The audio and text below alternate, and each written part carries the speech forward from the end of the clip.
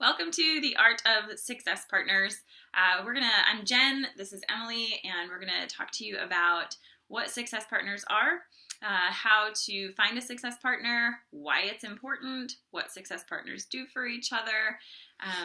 So basically, success partner, think of a business partner. Your success partner is somebody in the Team Beachbody business that's also a coach that spurs you on and encourages you and holds you accountable. Somebody that you work closely with, that you share, similar vision and goals. I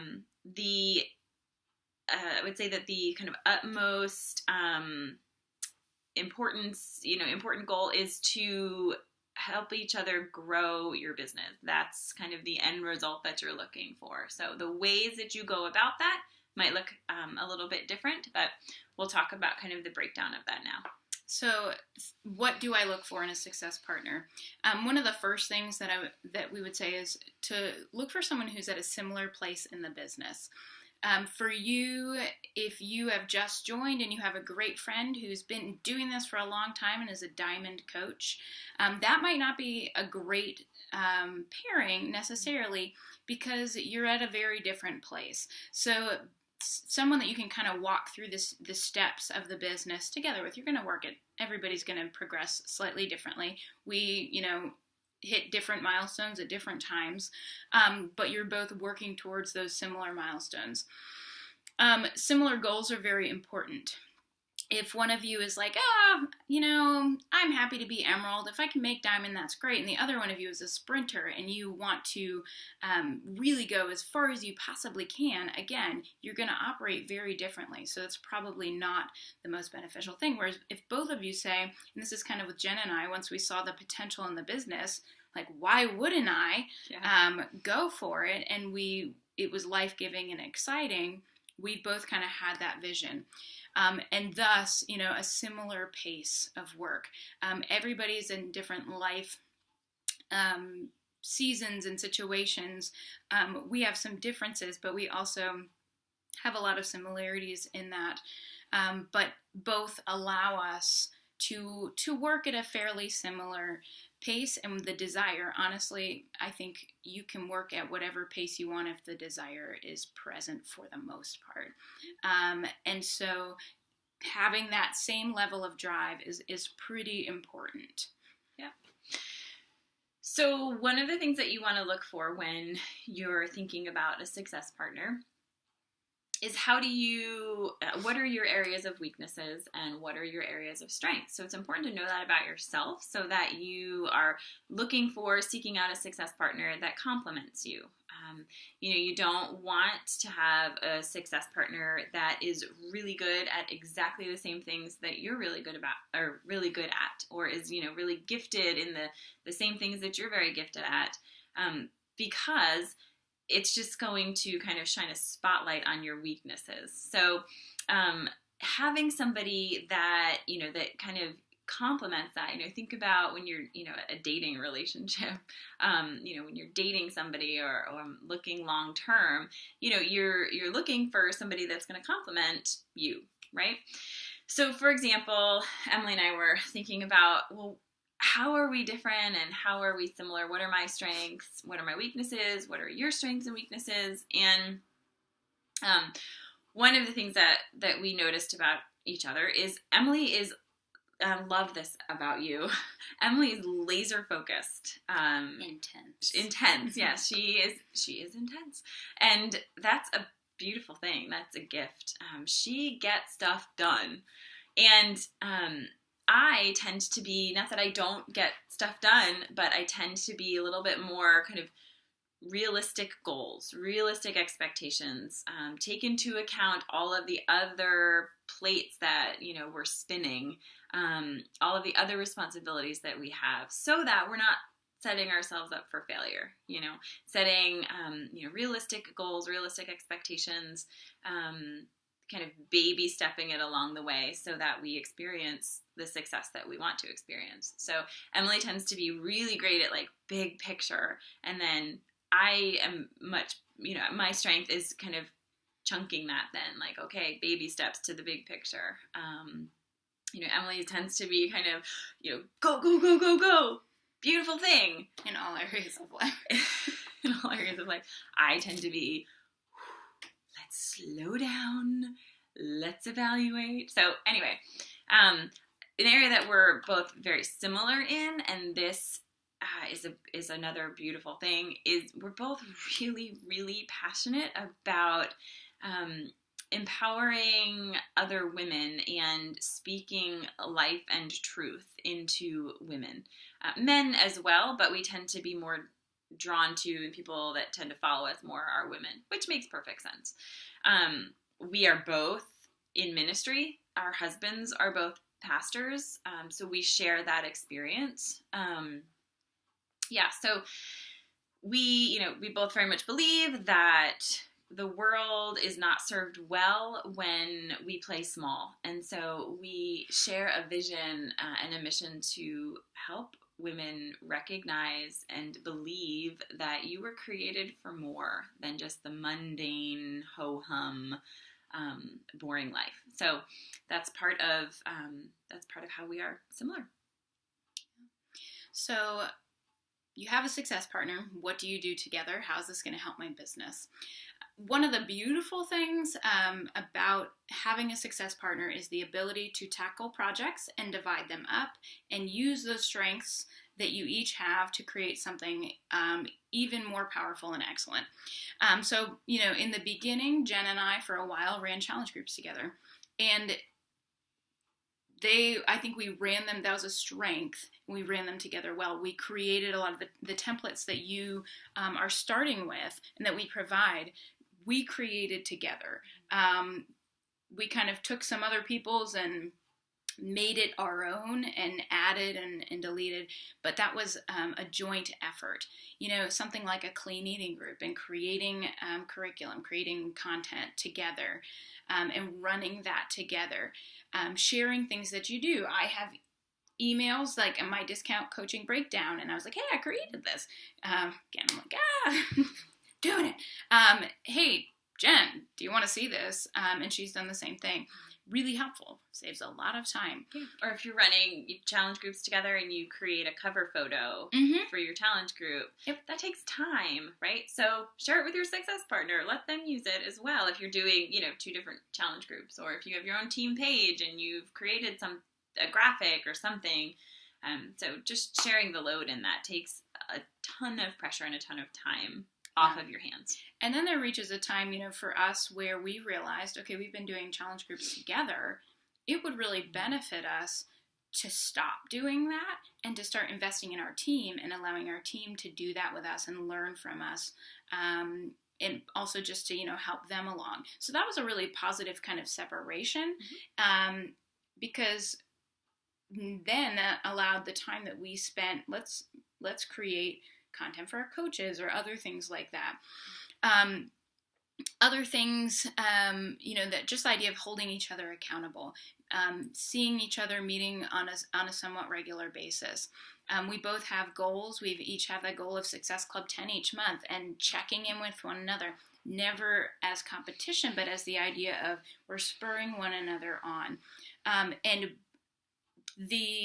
some months, like Jen had a pretty rough month a couple months ago, just about really hard. Yeah, that's been this month for me. Both times we've reaching those goals.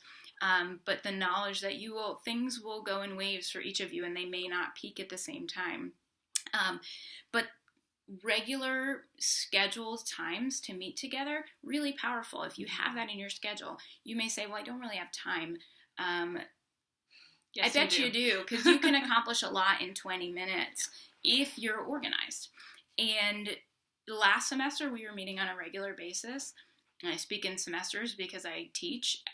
And this spring, I said, I think every other week might be better. I think that would work better for me.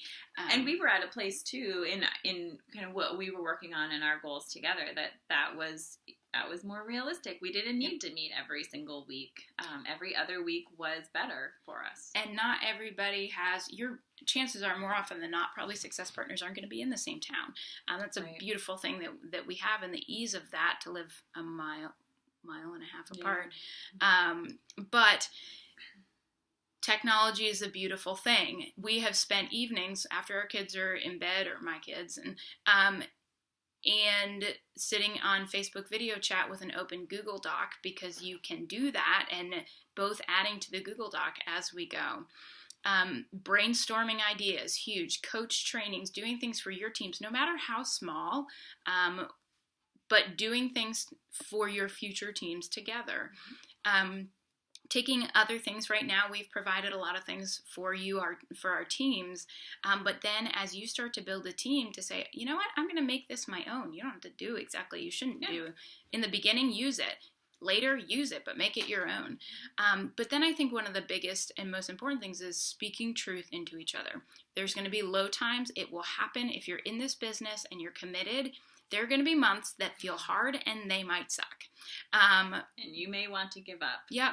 That's when you need your success partner. Totally. And the reality in anything worth doing is that you're going to have that. And it's also very important that you cannot rely on your upline coach to do this for you. They care very much for you, but think of yourself down the road when you have a big team under you, and you can't be that person for everybody. We are here for our coaches, and we are present, and we want to be helpful, but to have someone that can be a little bit more present for you is important. Yeah. So how do you find a success partner? Good question. Admittedly, Emily and I had a different experience in that we started out as challengers together. We did the 21-day fix together as challengers, and then signed up as coaches within a few weeks of each other. And so we were on very similar timelines. That's not always the case. For some of you, it will totally be the case, but for others, it won't. So what if it's not? Here are some tips, some ways that you can find a success partner. First and foremost, we want you to pray. If you are the praying kind, we want you to be praying about it. We want you to be intentionally asking for guidance and discernment in that area. Because the truth is that if this is a good partnership, this is something that is not just a Beachbody thing. This is a life thing. And it's not, you can have a great success partner who's not a best friend. Sometimes the best business partners aren't going to go out for a beer after work together. But at the same time, you've got someone who's got your back and is in there with you. Yeah. So we're thinking long term here, right? Think, be here a year from now, 2 years from now, 5 years from now. Put it in your mind as a goal. So meaning set the intention. I have, at any events, any Beachbody events that you go to, Summit, Super Saturdays, the training calls that you attend online, have it always in the back of your mind that you are setting an intention, that you're kind of on the lookout for a success partner. You'll start to notice things in different people and their personalities and how they talk and how they approach things that you are attracted to for different reasons. Pay attention to that. So seek out those opportunities.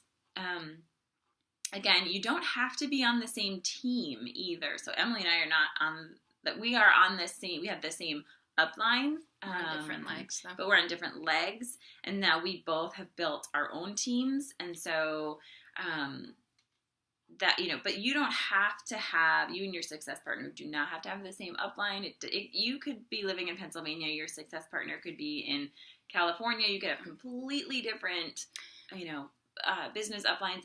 That part doesn't matter so much. There can be some benefits for sure in being in the same download line, because you could be feeding into each other, but probably more important is that it'd be better to have a solid success partner that's driving you forward and that you're creating awesome things with, than someone who isn't a great fit. Right. Yeah. So if they happen to be, if you happen to be on the same team, that's bonus, and that's great. And I think that that's a great asset. Is it necessary? No. but it would be nice, but it's not necessary. So don't let that be a block. Don't let that stop you. And then last but not least, ask your upline for direction. Let your upline know, hey, I really want a success partner. Can you keep your eyes and ears open in, your coaching circle network? And this is what you know about me. This is what I'm looking for. These are my strengths and weaknesses. And so let your upline know that you're looking for a success partner. We can sometimes help match you up. And we're probably already thinking about that because we want you to experience what we've experienced. We want you to benefit. We want you.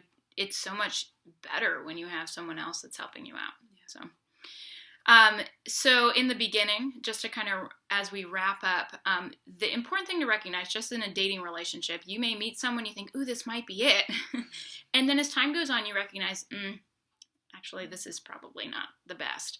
And I think if you start with the intent of both recognizing that we're kind of dating, we're kind of trying this out and seeing if this is a good fit, and you're upfront about that from the beginning, that takes the awkwardness out of the way later. And I think it's important to be real honest and truthful about that. You may be like, man, you're a great friend and I want to hang out with you, but we're going at different paces and we have different goals and visions for this business. That's okay. And if someone's offended by that, that's their problem. Yeah, not yours. So just being kind of recognizing that it's a process, and it might seem a little scary, a little awkward. Some, of us are a little more introverted and putting yourself out there or kind of saying, hey, do you want to do this together? Might feel weird, but in the end, it's totally worth it, and it could change your business completely. Yeah. So there's a lot of information. And you might think, I have no idea who this would be. That is okay. But set the intention and the goal of having one, the knowledge that you want to, be on the lookout. Talk to your upline coach. Let them know that you desire that and make it happen. It might not happen in a week. Like if you just watch this video and you think, oh, I need one now. No. Or maybe, I was just thinking too, maybe you have...